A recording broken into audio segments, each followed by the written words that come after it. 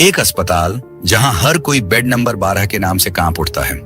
वहां अजीब मौतें, चीखों की आवाजें और रहस्यमयी घटनाएं आम बात हो चुकी हैं।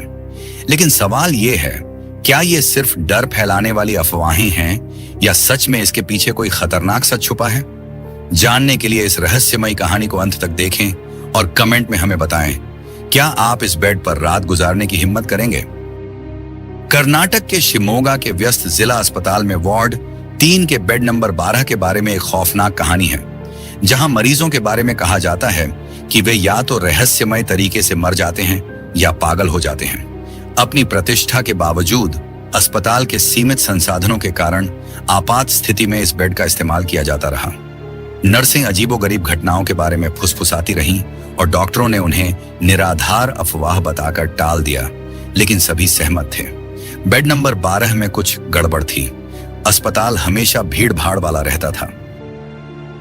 व्यावहारिक प्रमुख चिकित्सक डॉक्टर रेणुका के लिए चिकित्सा विज्ञान में अंधविश्वास का कोई स्थान नहीं था। भूत लोगों को नहीं मारते, वह अक्सर अपने कर्मचारियों से कहती थी। लापरवाही से मारते हैं। अगर आप परछाइयों से डरते हैं तो आप गलत पेशे में हैं। लेकिन नर्सों, वार्ड बॉय और यहां तक कि मरीजों को भी बेहतर पता था। उन्होंने ऐसी चीजें देखी और सुनी थी, ऐसी चीजें जो तर्क को चुनौती देती थी।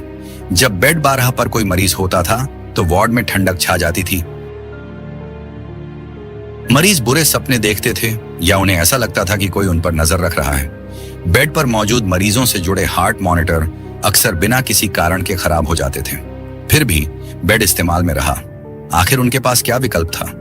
एक तूफानी मानसून की रात अस्पताल में अफरा तफरी मच गई।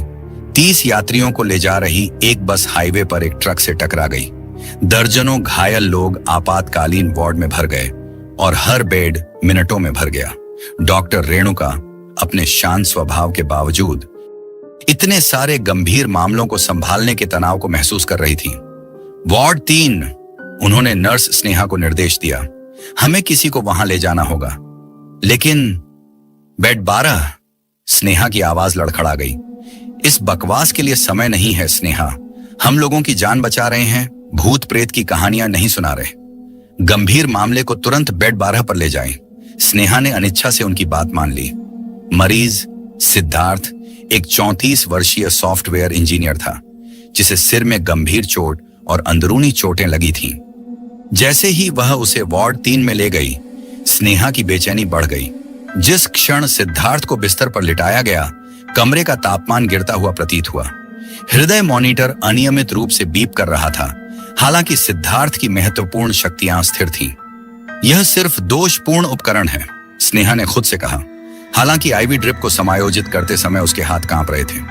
आधी रात तक वार्ड में भयानक सन्नाटा छा गया था। बाहर तूफान चल रहा था। अस्पताल के लंबे गलियारों में गड़गड़ाहट की आवाज गूंज रही थी। स्नेहा ने सिद्धार्थ की जांच करने का फैसला किया। जैसे ही वह बेड 12 के पास पहुंची, उसने कुछ अजीबोगरीब चीज देखी। हेडबोर्ड पर हल्के झुलसने के निशान, लगभग ऐसा जैसे धातु के फ्रेम पर बिजली गिर गई हो। जब उसने सिद्धार्थ को नींद में बुदबुदाते हुए सुना तो उसकी बेचैनी और बढ़ गई। वह यहां है, उसने फुसफुसाया। उसकी आवाज मुश्किल से सुनाई दे रही थी। उसकी आंखें खुली हुई थीं, कांच जैसी, और बिना किसी ध्यान के। वह मुझे जाने नहीं देगी। स्नेहा स्तब्ध रह गई। कौन तुम्हें जाने नहीं देगा? उसने कांपती आवाज में पूछा, लेकिन सिद्धार्थ ने कोई जवाब नहीं दिया। इसके बजाय उसकी नजर वार्ड के दूर कोने पर टिकी रही, जहां छायाएं अप्राकृतिक रूप से बदल रही थीं। स्नेहा की बेचैनी ने उसे नवीन से बात करने के लिए प्रेरित किया, जो एक अस्पताल तकनीशियन है और अपनी जिज्ञासा के लिए जाना जाता है। साथ में वे अस्पताल के अभिलेखों में उत्तर खोजने लगे। धूल भरी फाइलों को छानने के घंटों बाद नवीन ने रिकॉर्ड में दबी एक खौफनाक रिपोर्ट को उजागर किया। 15 साल पहले अस्पताल के मुख्य सर्जन डॉक्टर प्रकाश पर अनैतिक व्यवहार करने का आरोप लगाया गया था। आपातकालीन सर्जरी करने की आड़ में उन्होंने गरीब और लावारिस रोगियों से गुप्त रूप से अंग निकाले थे। उनके पीड़ितों में से एक, मीरा नाम की एक युवती, एक कार दुर्घटना के बाद भर्ती हुई थी। हालांकि उसकी चोटें जानलेवा नहीं थीं, लेकिन वह कभी अस्पताल से बाहर नहीं निकली। उसके मृत्यु प्रमाण पत्र में हृदयाघात का दावा किया गया था, लेकिन अफवाहों के अनुसार उसके अंगों को निकालने के बाद उसे बेड 12 पर मरने के लिए छोड़ दिया गया था। डॉक्टर प्रकाश का आतंक का राज तब खत्म हुआ जब कुछ ही हफ्तों बाद वह उसी बेड पर मृत पाया गया। उसका चेहरा भयावह भय के भाव से जम गया था। अस्पताल की प्रतिष्ठा की रक्षा के लिए इस घटना को दबा दिया गया था, लेकिन स्टाफ के सदस्यों ने फुसफुसाते हुए कहा कि मीरा की आत्मा बेड 12 पर बदला लेने के लिए भटक रही है। लगभग 2:15 पर सिद्धार्थ चीखते हुए उठा। उसका शरीर अकड़ गया और उसके हाथ हवा में पंजे मार रहे थे, मानो वह किसी अदृश्य हमलावर से बचने की कोशिश कर रहा हो। स्नेहा उसके पास दौड़ी। उसका दिल तेजी से धड़क रहा था।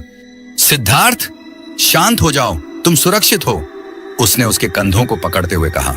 वह यहां है, वह चिल्लाया। उसकी आंखें भय से चौड़ी हो गईं। उसे मुझसे दूर करो। अचानक हृदय मॉनिटर बंद हो गया। डॉक्टरों ने उसे होश में लाने की कोशिश की, लेकिन उनके प्रयास व्यर्थ थे।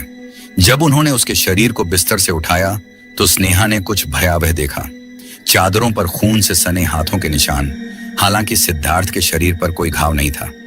नवीन ने डॉक्टर रेणुका से उस फाइल को लेकर पूछा जो उसने खोजी थी। हमें बेड 12 का इस्तेमाल बंद कर देना चाहिए, उसने विनती की। यह सिर्फ अंधविश्वास नहीं है, यहां एक पैटर्न है।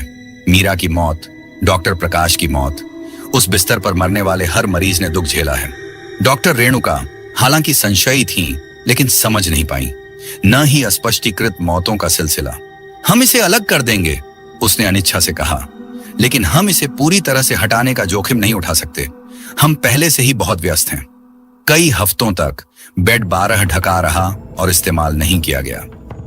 लेकिन एक और आपात स्थिति के दौरान डेंगू बुखार से पीड़ित एक छोटे लड़के को वार्ड 3 में भर्ती कराया गया। उसके माता पिता उसे बचाने के लिए बेताब थे। उन्होंने जोर देकर कहा कि उसे तुरंत एक बिस्तर दिया जाए। कोई विकल्प न होने पर स्टाफ ने उसे बेड 12 पर रख दिया। उस रात स्नेहा ने लड़के की जांच की।